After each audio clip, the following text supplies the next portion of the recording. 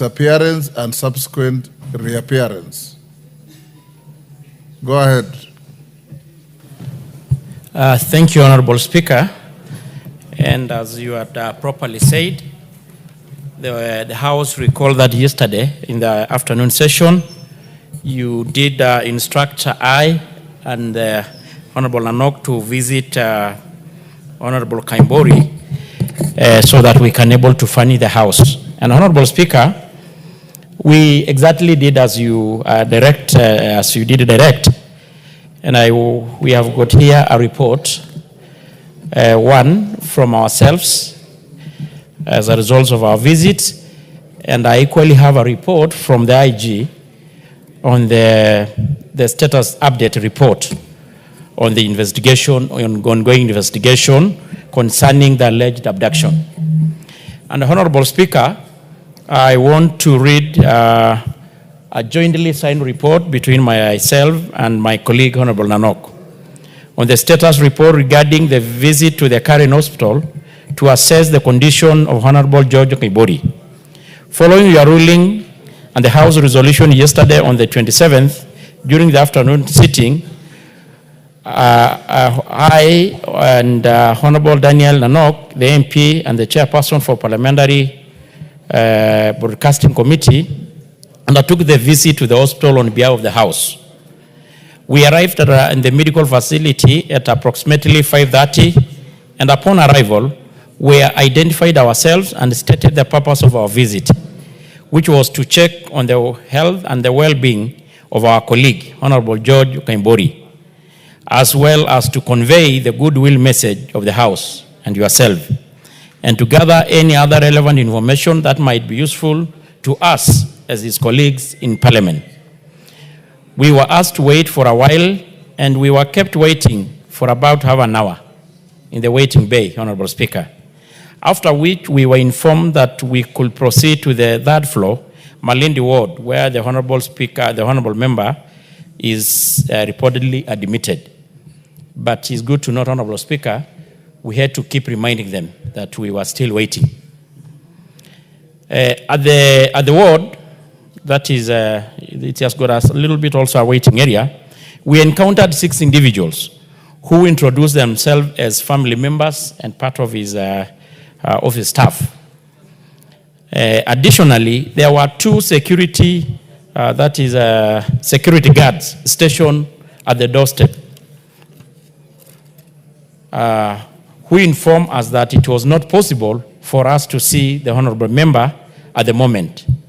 Honorable Speaker, we had to continuously remind him, whoever we are getting there, who we are, introducing ourselves, and keep reminding them the purpose of our visit, of which they actually confirmed that they were already aware of our intended visit following your communication. We explained that our visit was in accordance with a directive from the House Speaker, and it was purely for the well-being and the effort of our colleagues, but our request was still declined. Undeterred, we requested to speak to the doctor in charge, hoping to at least obtain a medical update. Unfortunately, this effort did not bear fruit either, as we were told the doctor was unavailable at the time. We were then introduced to a senior nurse who was on duty and managing the patient care in the ward. The nurse politely informed us that it will not be possible to see Honorable Member during our visit due to a medical advice and privacy consideration. And in fact, we were told that he was undergoing a procedure. The senior nurse did, however, assure us that the Honorable Member was in stable condition and was receiving the necessary medical care, while we were not able to see him physically. And he was, but he said that he was in stable condition. Honorable Speaker, because that is all, and we had no option other than to leave the place. We actually had to kind of, until even my colleague was like telling me we cannot push ourselves more further.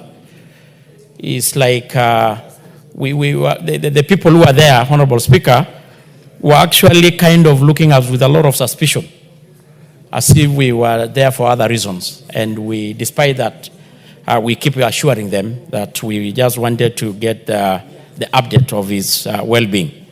So in regards to our visit, Honorable, that is all we had to say. So in summary, we were declined the entry. And it's good to note, Honorable Speaker, we were not the only one. I think there were other members also who were declined. But it's also good to note that a few hours before our visit, we saw a media briefing from some other political class who was allowed the entrance, and actually issued a press brief. So I don't know why it is always a coincidence. When members probably from our side try to visit, they are always denied. Honorable Speaker, on the part of the IG, the National Police Service, I've got two sets of statements here with me. One which was written yesterday, and the other one was written today.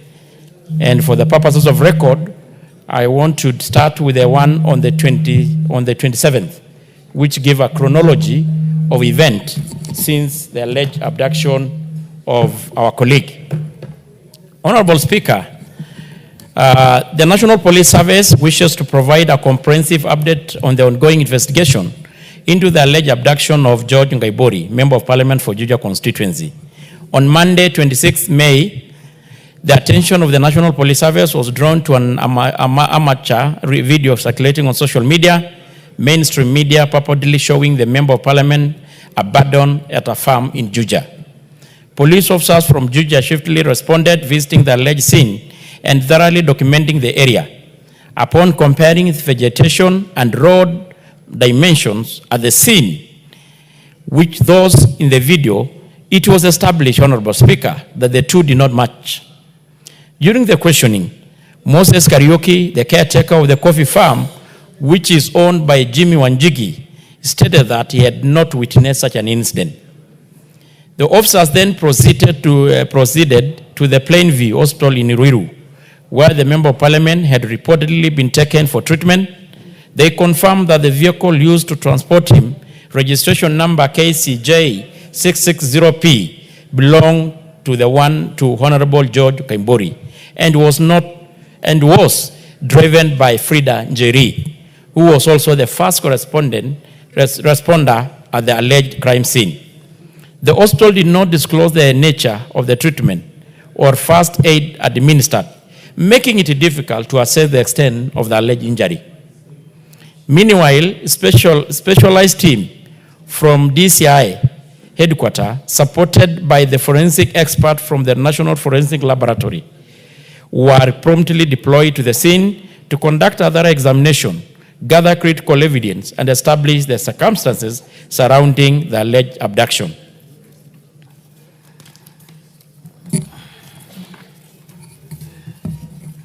So far, Honorable Speaker, that is as per yesterday, the investigation team had interviewed and recorded statements from 5 individuals, and which were expected to provide the account. This progress underscores the National Police Service commitment to uncover the truth regarding the abduction allegation with the highest standard of professionalism and diligence. We will continue to pursue all leads, analyze forensic evidence, and ensure that any perpetrators are brought to justice. Additionally, Honorable Speaker, it is important to note that Honorable George Koimburi has been under investigation for a land fraud case, and the Office of the Director of Public Prosecution had already issued consent for his prosecution. Additionally, it is important to note that Honorable George Koimburi has been under investigation, I think that one had already read. On Friday, 23rd May 2025, the MP, fully aware of the police intention to arrest him, evaded arrest by escaping on a motorbike with his private security and swiftly off his mobile and switched off his mobile phone. His car, occupied only by his driver, who was intercepted, and the driver was arrested but later released after recording a statement. The MP only resurfaced yesterday, coinciding with the abduction claim. In conclusion, we once again urge anyone with information regarding the incident depicted in the video to report to the nearest police station or conductors via a provided toll-free number 999-911-112 or the Fichua kwa DCI. In conclusion, Honorable Speaker, the IG state, we assure all Kenyans that we are committed to conducting this investigation with the utmost diligence to uncover the truth behind the allegation. Further update will be provided as investigation progresses. Lastly, Honorable Speaker, today at around 11 a.m., the IG issued again a presser to give the status update report, and the copy of the same here is with me, and I won't read it to the House. That is today on the 28th. Further to the press briefing issued yesterday, the National Police Service would like to inform the public of the progress made in the ongoing investigation into the alleged abduction of George Koimburi, Member of Parliament for Juja. 3 additional individuals, Peter Kiratu, Juja CDF Chairman, Cyrus Kieru Muhia, and Karanja Gatana were arrested and provided statements which have offered crucial leads and further insight into the alleged abduction. Peter Kiratu, the Juja CDF chairman, stated that on the 25th May, that is this year, he attended a church service at a full gospel church, Mugudha, with the MP, as they were leaving a silver Subaru Forester registration KBP 096W, approached the main entrance, and the 2 heavily built men bundled the MP into the vehicle. He reported the incident at Mugudha police station. Additionally, on the 26th May, he received a call from the MP's daughter, Wanjiru, informing him that the MP had been found in a coffee farm in Juja. They then took the MP to Plainview Hospital, Ruiru, for the first aid before he was referred to Karen Hospital for further treatment. Cyrus Kiaru Muhia, an ally of the Honorable Koimburi, who runs a supermarket at Kahawa West area, stated that on the 25th May, he received a call from the Peter Kiratu, the CDF chair, requesting the use of his Subaru. Speaker, I think this is a very important statement. Requesting to use of his Subaru Forester registration number KDG 803B to transport the additional security personnel for the MP during an event at the Full Gospel Church.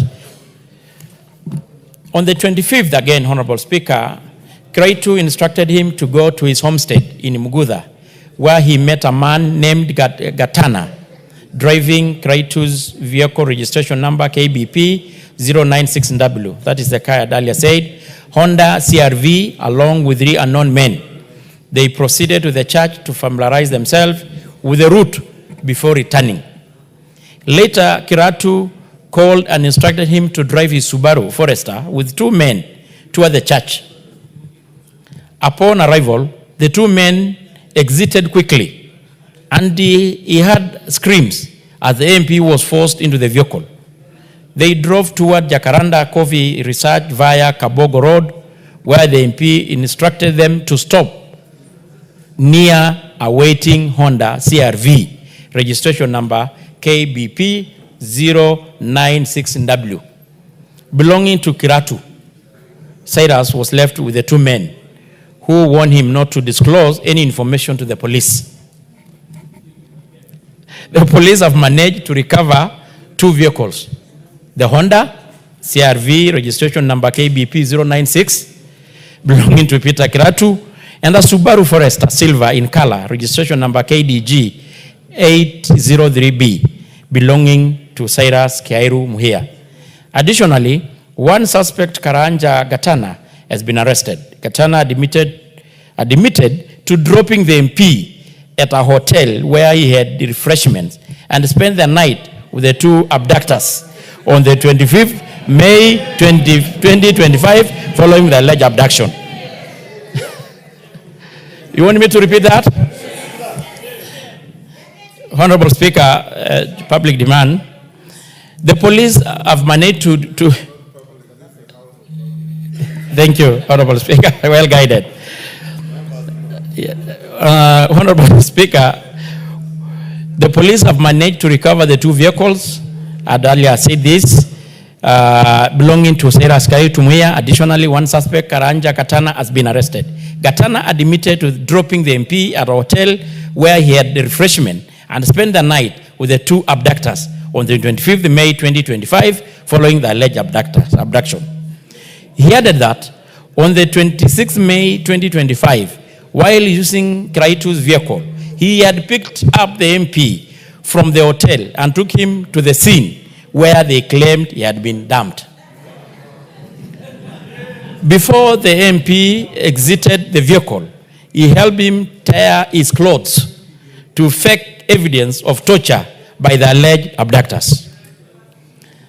The National Police Service further appeals for the public's continued support and encourages anyone with information that may assist the investigation to report it to the nearest police station or through our toll-free number 999-911-112 or the Fichua DCI 0800722303. We assure the public of our steadfast commitment to resolving this case, and we will provide further update as the investigation progresses. The letter and the statement signed by Douglas Kanja Karonche, MGH, CBS, OGW, the Inspector General of the National Police Service, on the 28th, 2025. Honorable Speaker, I think I don't have actually much to add on this. That is a statement. It's not my own words. That is the words from the IG, the authority mandated by our Constitution and our laws to investigate such matters. And they are competent enough. And they have a requisite knowledge and experience. So, and I'd also given along with the statement our own findings as a House, on behalf of the House, in regards our visit, Honorable Speaker. I submit. Thank you.